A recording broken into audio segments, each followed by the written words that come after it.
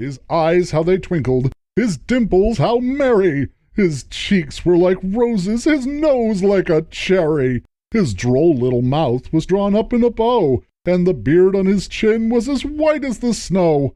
The stump of his pipe he held in his teeth, and the smoke it encircled his head like a wreath. He had a broad face and a little round belly that shook when he laughed like a bowl full of jelly. He was chubby and plump, a right jolly old elf, and I laughed when I saw him in spite of myself.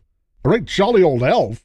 Okay, we all know that Santa Claus has a great workforce of elves that help him to make toys at the North Pole. But how did they get there? Who are these toy makers, and how does Santa control the Fae the way he does?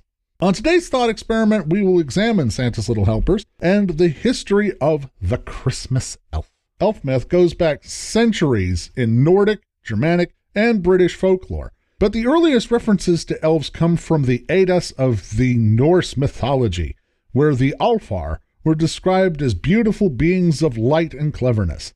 The Old Norse believed in 2 and possibly 3 types of elves.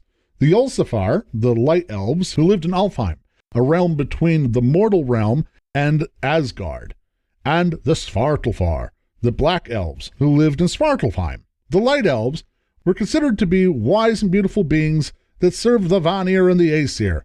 They also liked to breed with humans, and the resultant half-elves were particularly beautiful and clever. The dark elves were more mischievous and wicked.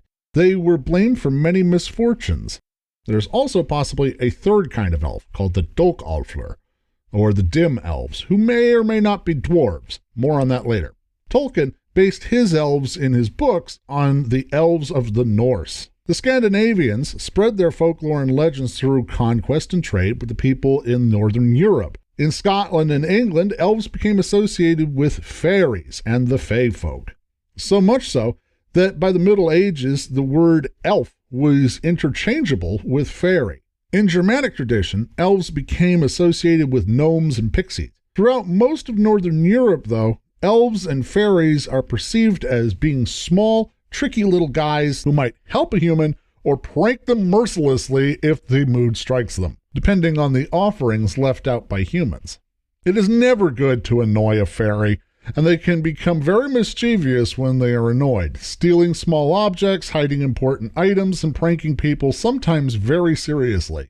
Elves across Europe were seen as tricksters who might help you and might not as the mood strikes them. While most elves live in mountains and forests, some live right in your house. One notable winter elf, and possibly the blueprints for the modern-day Christmas elf, is the Norwegian Nessetomte.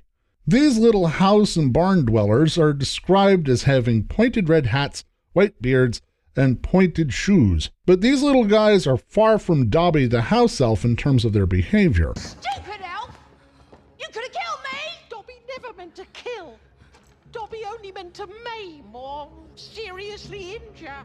They have immense strength despite their size, and they take offense at laziness, carelessness, and a lack of respect. In folklore, people would leave out a bowl of porridge with a pat of butter in it on Christmas Eve for the Nessetomte, and if they were appeased, they bring good luck and will watch after your livestock and keep them safe. If they are offended, though, they can cause mischief by stealing items, pulling pranks, and even laming livestock. The first reference in the modern world of the Christmas elf comes from an unpublished story called Christmas Elves by Louisa May Alcott, who also wrote Little Women. The story was brought out in 1850. Since then, there have been numerous references to them, and now elves are as integral a part of Christmas as old Saint Nick himself. But wait, one thing that is true of elves, no matter where they come from, is that they like to pull pranks and mischief. They are firmly on the naughty list in most folklore. They love pranks and singing, and not a huge fan of work. So how does Santa get them to make toys? Well, here's where I pull out my Charlie Day bulletin board and red string, because I believe they aren't elves at all. They're dwarves!